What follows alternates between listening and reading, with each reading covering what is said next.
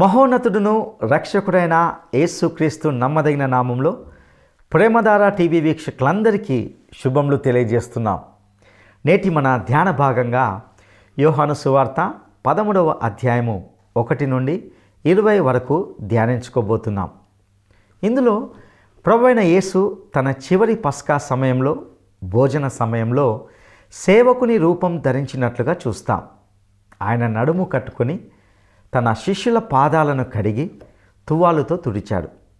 ఈ తతంగమంతయు అక్కడున్న శిష్యులకు వింతగా ఆశ్చర్యంగా ఉండింది. శిష్యుల పాదాలను కడగడం ద్వారా ప్రభువు తన వారికి ఎన్నో పరలోక మర్మాలతో కూడిన సత్యాలను నేర్పించినట్లుగా చూస్తాం. యేసు తన శిష్యుల పాదాలు కడిగిన తర్వాత సేవకుడు తన యజమాని కంటే గొప్పవాడు కాడని, పంపబడినవాడు తను పంపిన వాని కంటే గొప్పవాడు కాడని ఆయన చెప్పాడు. అలాగే నడుచుకున్నాడు కూడా. విందు ముగిసినప్పుడు యూదా ఇస్కరియోతు యేసుకు ద్రోహం తలపెట్టడానికి సాతాను వాని హృదయంలోనికి ప్రవేశించాడు. తక్కిన వారితో యేసు నేను మీకు చేసినట్లు మీరు కూడా ఒకరి పట్ల ఒకరు దాసులుగా వ్యవహరించాలని ఆయన ఆదేశించాడు. ఒకరినొకడు ప్రేమించాలనే క్రొత్త ఆజ్ఞ కూడా ఇచ్చాడు. ఇందులోని గూఢమైన సత్యాలను మరింత లోతుగా ఈనాటి సందేశంలో మనము వినడానికి సిద్ధపడదామా? ప్రియ శ్రోతలు, మీ బైబిళ్ళు తెరవండి. ఈరోజు మన పాఠం యోహాను సువార్త 13వ అధ్యాయం 1 నుండి 20వ వచనం వరకు. సావధానంగా వినండి. తాను ఈ లోకము నుండి తండ్రి వద్దకు వెళ్ళవలసిన ఘడియ వచ్చిందని యేసు పస్కా పండుగకు ముందే ఎరిగినవాడై లోకములోనున్న తన వారిని ప్రేమించి వారిని అంతము వరకు ప్రేమించాడు. వారు భోజనము చేస్తూ ఉండగా ఆయనను అప్పగించాలని సీమోను కుమారుడైన ఇస్కరియోతు యూదా హృదయములో అపవాది ఇంతకు ముందు ఆలోచన పుట్టించాడు గనుక తండ్రి తన చేతికి సమస్తము అప్పగించాడని, తాను దేవుని వద్ద నుండి బయలుదేరి వచ్చానని, దేవుని వద్దకు వెళ్ళవలసి ఉన్నదని యేసు ఎరిగి భోజన పంక్తిలో నుండి లేచి తన పై వస్త్రము అవతల పెట్టివేసి ఒక తువాలు తీసుకుని నడుమునకు కట్టుకున్నాడు. అంతటా పళ్ళెములో నీళ్లు పోసి శిష్యుల పాదాలు కడగడానికి తాను కట్టుకుని ఉన్న తువాలుతో తుడవటానికి మొదలుపెట్టాడు. ఇలా చేస్తూ ఆయన సీమోను పేతురు వద్దకు వచ్చినప్పుడు అతడు ఆయనతో అన్నాడు, ప్రభువా, నీవు నా పాదాలు కడుగుతావా? అందుకు యేసు అన్నాడు, నేను చేస్తున్నది ఇప్పుడు నీకు తెలియదు గాని ఇక మీదట తెలుసుకుంటావు. పేతురన్నాడు, నీవెన్నడూ నా పాదములు కడుగరాదు. అందుకు యేసు అన్నాడు, నేను నిన్ను కడుగని ఎడల నాతో నీకు పాలు లేదు. సీమోను పేతురు అన్నాడు, ప్రభువా, నా పాదాలు మాత్రమే కాక నా చేతులు నా తల కూడా కడుగు. యేసు అతణ్ణి చూచి అన్నాడు, స్నానము చేసినవాడు పాదములు తప్ప మరేమీ కడుగుకొననక్కర్లేదు. అతడు కేవలము పవిత్రుడయ్యాడు. మీరు పవిత్రులే గాని మీలో అందరూ పవిత్రులు కారు. ప్రియ శ్రోతలు, యేసు తన శిష్యుల పాదాలు కడిగాడు. ఇది ఆశ్చర్యమనిపిస్తోందా? యేసు పరలోక మహిమను వదిలిపెట్టి ఈ లోకానికి వచ్చాడు. ఒక దాసుని స్థాయికి దిగి వచ్చాడు. శిష్యుల పాదాలు కడుగుతున్నాడు. ఇది విడ్డూరమా, విచిత్రమా? 12వ అధ్యాయంలో మరియా యేసు పాదాలు కడిగింది. ఇక్కడ యేసే తన శిష్యుల పాదాలు కడుగుతున్నాడు. ఈ పాపలోకంలో గుండా నడిచి వెళుతూ ఉండగా ఆయనకు పాపమేమీ అంటలేదు. ఆయన ఎల్లప్పుడూ పరిశుద్ధుడు, నిష్కళంకుడు, ఎట్టి మచ్చ లేనివాడు, పాపరహితుడు. పాదములు ప్రవర్తనకు, నడతకు, నడవడికి సంకేతాలు. మరియ యేసు పాదాలు అచ్చ జటామాంసి అత్తరుతో అభిషేకించినప్పుడు యేసు ప్రవర్తనలోని పరిమళ సువాసన అంతటా ప్రసరించింది. శిష్యుల పాదాలు కడగాలి. యేసు వారి పాదాలు నీటితో కడిగాడు, రక్తంతో కాదు. యేసు రక్తనిధిని గురించి మనవారు పాటలు పాడతారు. యేసు రక్తంలో కడగబడడం అనేది ఎలాంటి చర్య? సోదరీ సోదరులారా, కొంచెం ధ్యానించండి. దేవుని కుమారుడైన యేసు రక్తము ప్రతి పాపము నుండి మనల్ని పవిత్రీకరిస్తుంది. గతకాలము, వర్తమాన కాలము, భవిష్యత్ కాలము, ఎప్పటి పాపాలైనా యేసు రక్తమే శుద్ధి చేస్తుంది. ఇది ఒకేసారి జరిగేది.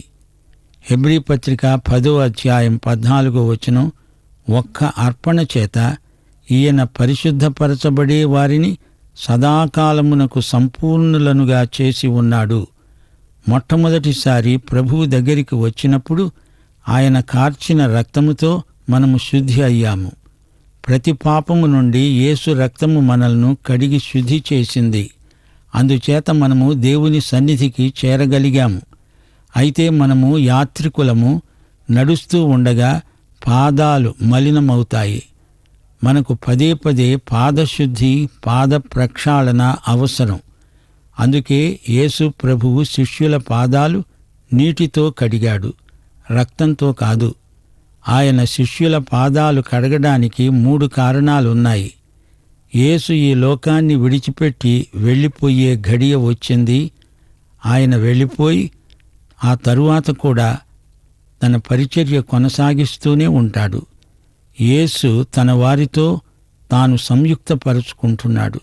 ఈ రోజున కూడా ఆయన తన శిష్యుల పాదాలు కడుగుతూనే ఉన్నాడు.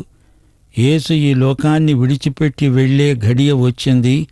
లోకం అంటే లోకంలోనిదంతా శరీరాశ, నేత్రాశ, జీవపు డంబము, వీటితో నిండిన లోకమిది.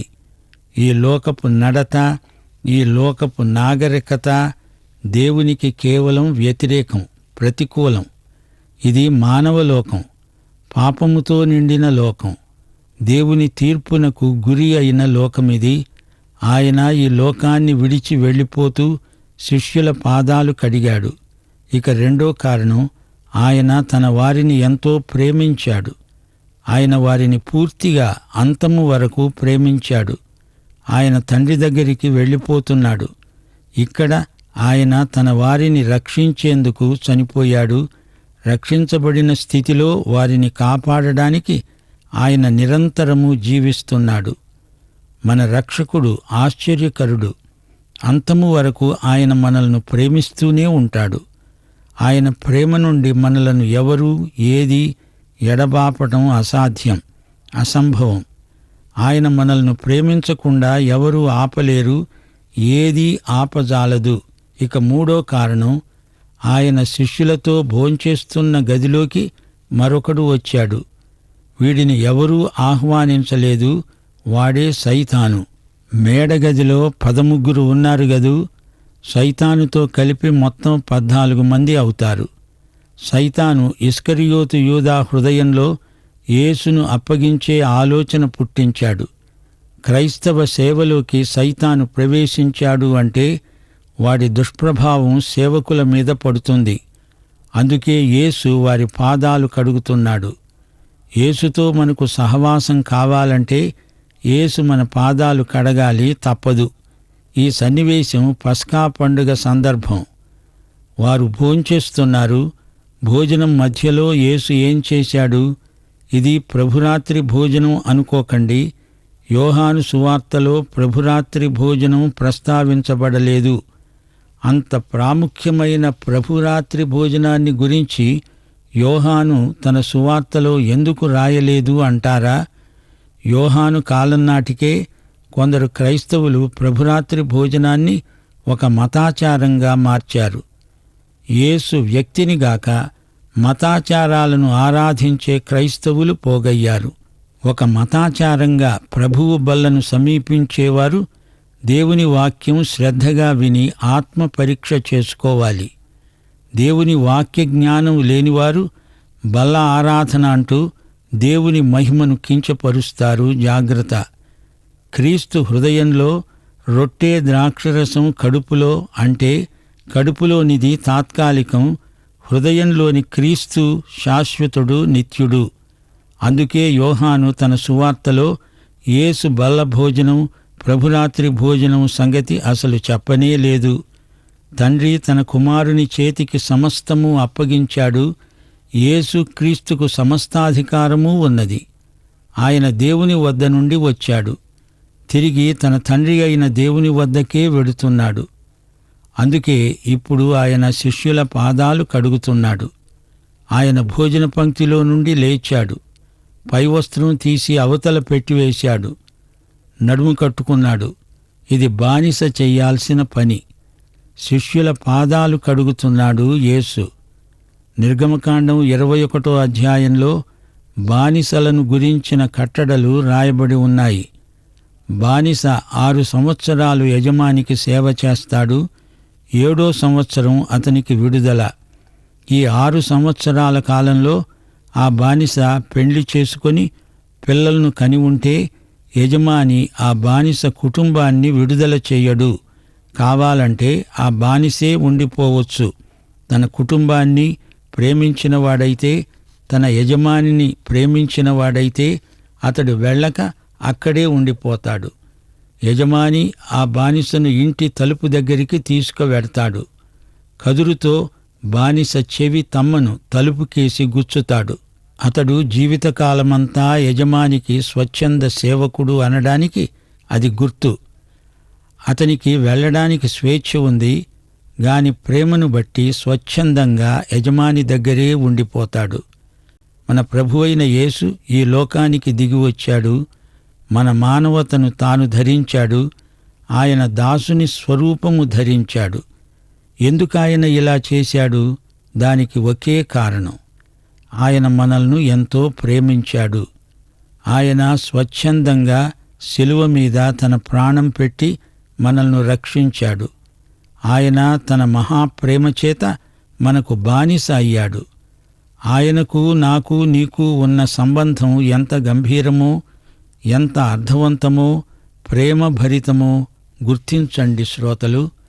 మన వాళ్ళు కొందరంటారు, పాద ప్రక్షాళన కూడా ఒక సంస్కారం, దీన్ని మనం ఆచరించాలి.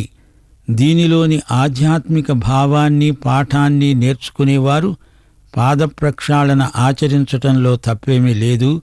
ఇది మన వినయశీలానికి సంబంధించిన పాఠం అని కొందరంటారు. అవును, అది నిజమే. అంతేకాదు, దానికి మించిన అర్థం, తాత్పర్యం ఇందులో ఉంది. ప్రభువు పేతురుతో ఏమన్నాడు?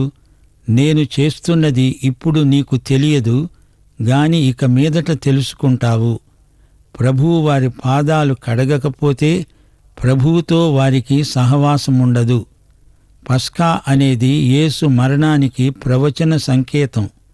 అందులో నుండి ఆయన లేచాడు. అంటే ఆయన పునరుత్థానుడై తండ్రి దగ్గరికి ఎక్కి వెళ్ళుతున్నాడని భావం.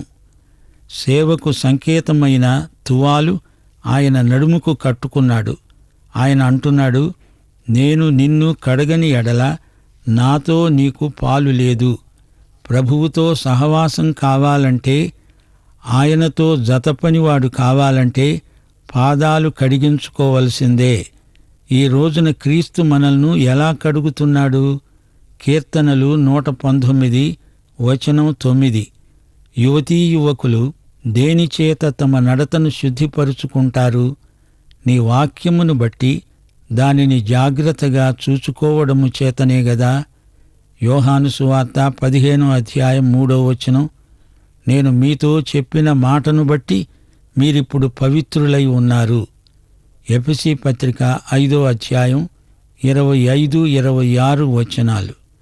క్రీస్తు సంఘమును ప్రేమించి అది కళంకమైనను ముడతయైనను అట్టిది మరేదైనను లేక పరిశుద్ధమైనదిగాను నిర్దోషమైనదిగాను మహిమగల సంఘముగాను ఆయన తన ఎదుట దానిని నిలువబెట్టుకోవాలని వాక్యముతో ఉదక స్నానము చేత దానిని పవిత్రపరచి పరిశుద్ధపరచడానికి దాని కొరకు తనను తాను అప్పగించుకున్నాడు. శ్రోతలు వింటున్నారా? దేవుని వాక్యమే మనలను పరిశుద్ధపరచగలదు. క్రైస్తవ విశ్వాసి పాపం చేస్తే అతనికి శుద్ధి ఎలా కలుగుతుంది అంటారా? 1 యోహాను 1వ అధ్యాయం 9వ వచనం దానికి జవాబు. మన పాపములను మనము ఒప్పుకొనిన ఎడల ఆయన నమ్మదగినవాడు, నీతిమంతుడు గనుక ఆయన మన పాపములను క్షమించి సమస్త దుర్నీతి నుండి మనలను పవిత్రులనుగా చేస్తాడు. ప్రియ సోదరీ సోదరులారా, మీ పాదాల విషయమై జాగ్రత్త. పాదాలు నీతి మార్గంలో నడవకపోతే అది పాపం. క్రైస్తవ పాదాలు తొట్టిల్లకూడదు. పాద ప్రక్షాళన కావాలి. నాతో నీకు సహవాసం లేదు అనగానే పేతురు తన పాదాలు మాత్రమే కాదు, చేతులు, తల కూడా కడుగు అని అడుగుతున్నాడు. ప్రభు అన్న మాట ఎంతో అమూల్యమైనది. స్నానము చేసినవాడు పాదములు తప్ప మరేమీ కడుక్కోనక్కర్లేదు. స్నానము చేసినవాడు పవిత్రుడు.